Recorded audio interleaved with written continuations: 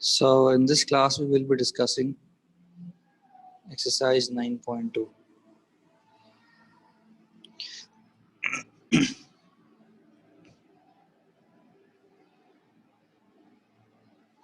देखिए बेटा, हमारे पास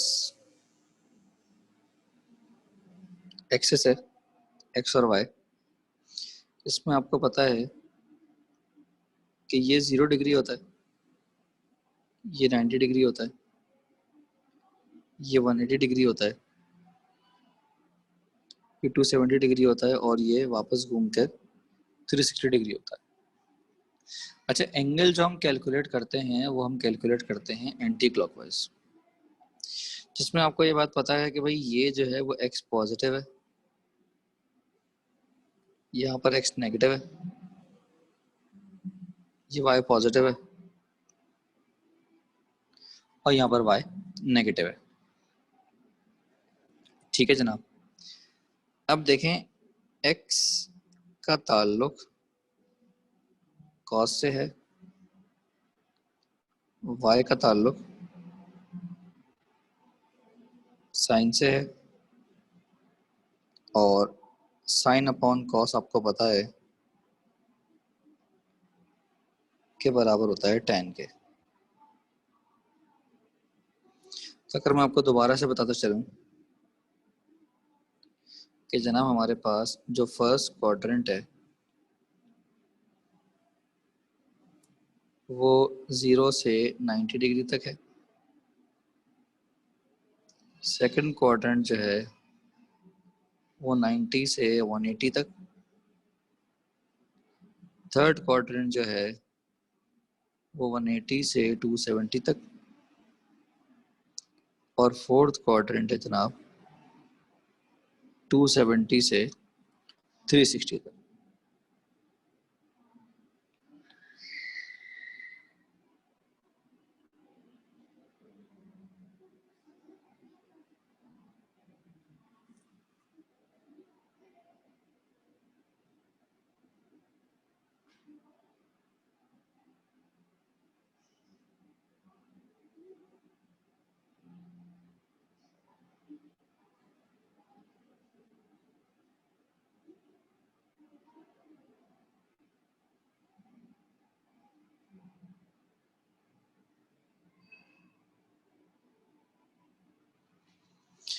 अच्छा जनाब, अब पहले क्वाड्रेंट में इसको बेटा कहते हैं फर्स्ट क्वाड्रेंट, ये है सेकंड क्वाड्रेंट, ये है थर्ड क्वाड्रेंट और ये होता है फोर्थ क्वाड्रेंट। बेटा फर्स्ट क्वाड्रेंट में क्योंकि x पॉजिटिव है और y भी पॉजिटिव है तो cos भी पॉजिटिव है और sin भी पॉजिटिव है और tan बराबर होता है sin अपॉन cos के, तो प्लस प्लस होता है प्लस, तो इसका मतलब तमाम ट्रिग्नोमेट्रिक फंक्शंस पॉजिटिव होंगे। तो मैंने पहले क्वाड्रेंट में लिख दिया ऑल पॉजिटिव, तो इसका मतलब पहले क्वाड्रेंट में अगर हम साइन थीटा की बात करें, कॉस थीटा की बात करें और टैन थीटा की बात करें तो तीनों फंक्शंस पहले क्वाड्रेंट में पॉजिटिव होते हैं। क्या ये बात समझ में आ गई?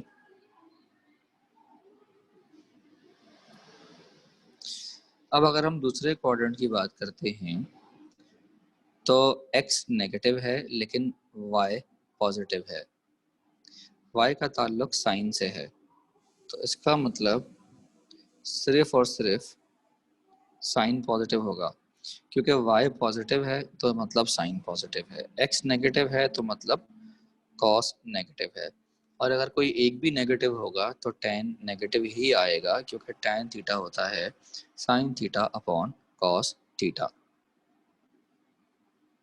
क्लियर है जनाब?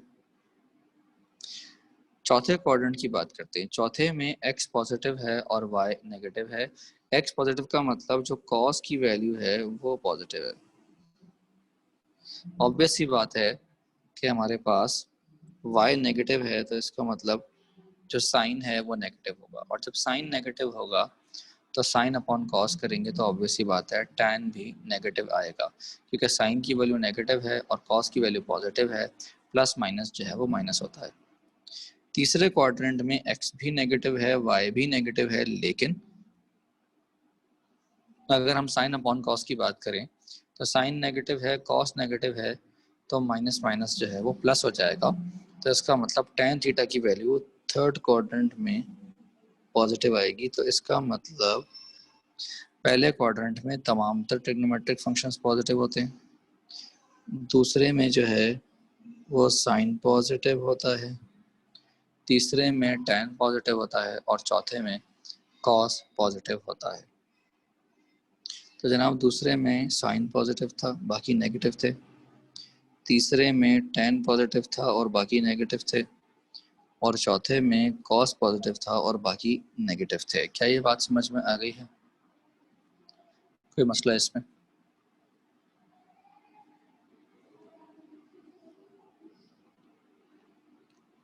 तो अब इसको याद करने के आपके पास कई तरीके हैं।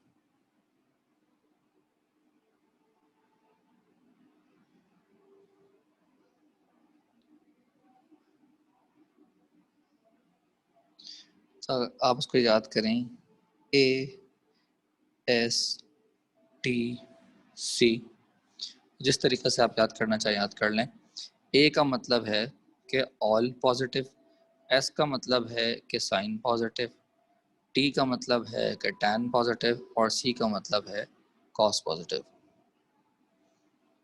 तो जनाब कुछ चीज़ें आपको याद होनी चाहिए मैट्रिक्स से कि जनाब कॉसेक थीटा होता है 1/sin थीटा, सेक थीटा होता है जनाब 1/cos थीटा, और जनाब कॉट थीटा होता है 1/tan थीटा। तो ऑब्वियस सी बात है, जहाँ पर साइन को देखूंगा वहीं पर कॉसेक भी देखा जाएगा, जहाँ पर मैं सेक को देखूंगा वहीं पर कॉस को भी देखा जाएगा, और जहाँ पर मैं कॉट को देखूंगा तो वहाँ पर टैन को भी देखा जाएगा। क्लियर है जनाब? समझ आ गया सब कुछ?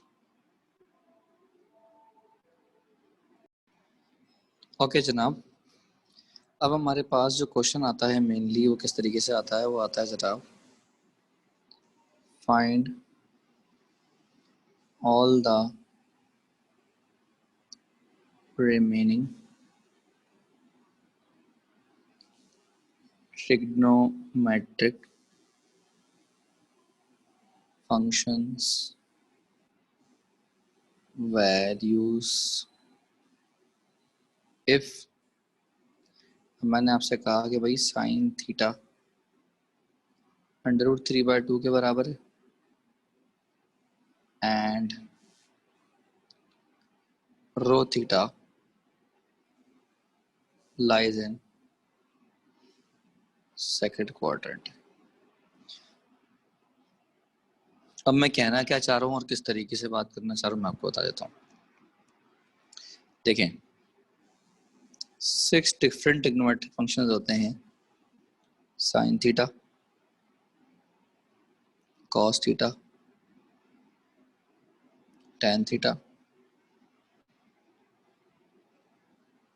कॉट थीटा, सेक थीटा और कॉसेक थीटा। तो 6 में से कोई एक ट्रिग्नोमेट्रिक फंक्शन की वैल्यू आपको दी जाएगी और बाकियों की मांगी जाएगी।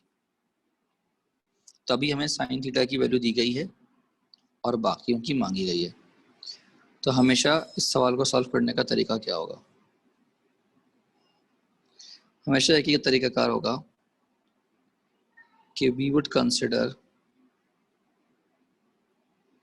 अ यूनिट सर्किल, यूनिट सर्किल जिसका रेडियस 1 होता है और इसकी इक्वेशन होती है x² + y² = 1, such that rho theta lies in second quadrant। तो इसका मतलब मुझे जो अपना सर्किल है वो ड्रॉ करना है।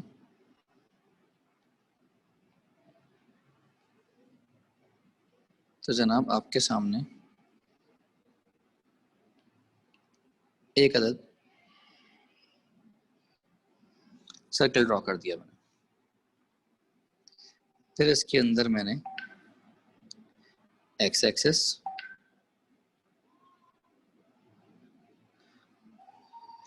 और वाई एक्सिस ड्रॉ कर दिया।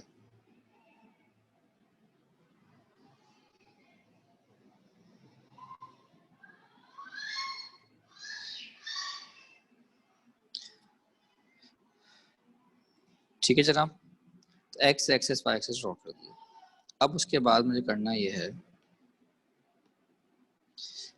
कि मैंने सेंटर पे मैंने एक अदद सेकंड क्वाड्रेंट में, क्योंकि मुझसे सेकंड क्वाड्रेंट कहा गया है, तो सेकंड क्वाड्रेंट में मैंने एक अदद पॉइंट सपोज कर लिया जिसका नाम है रो थीटा। अब मैं इस पॉइंट को अपने सेंटर से जोड़ दूंगा। जब सेंटर से जोड़ूंगा तो ये जो रेडियस है ये हो जाएगा 1, एंगल बनेगा थीटा, और परपेंडिकुलर गिराऊंगा मैं एक्स एक्सिस पे, तो ये बन जाएगा y और ये बन जाएगा x। क्या ये बात समझ में आ गई? तो अगर मैं इस ट्राइंगल को यहाँ थोड़ा जूम करके बनाऊं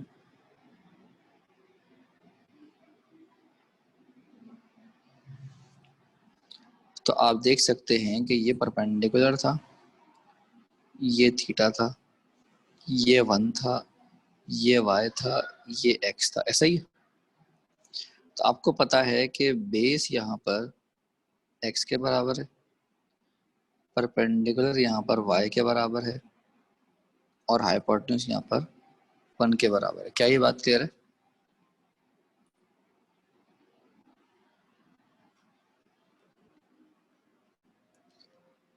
तो जनाब जब हम साइन की बात करेंगे तो साइन होता है परपेंडिकुलर अपॉन हाइपोटेन्यूज, कॉस होता है बेस अपॉन हाइपोटेन्यूज, और tan होता है परपेंडिकुलर अपॉन बेस। तो अगर मैं परपेंडिकुलर की वैल्यू डाल दूं तो y है, बेस की डाल दूं तो x है, तो इसका मतलब tan जो है वो y अपॉन एक्स हो गया, cos जो है वो x हो गया, और साइन जो है वो y हो गया। जब पेपर में काम करेंगे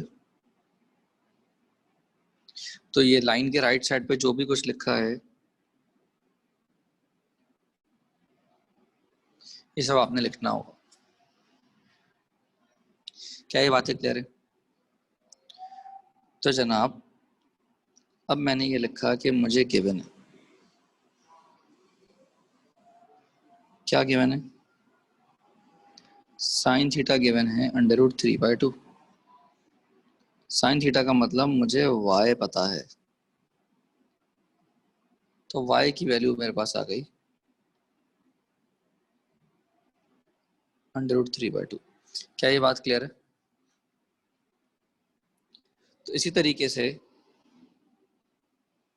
अब मैं इक्वेशन यूज करूंगा x² + y² = 1, जिसमें ऑब्वियस सी बात है मेरे पास y की वैल्यू मौजूद है √3/2। स्क्वायरिंग कर दी मैंने, ऑब्वियस सी बात है, अगर स्क्वायरिंग करनी थी हमें, लाजमी सी बात है।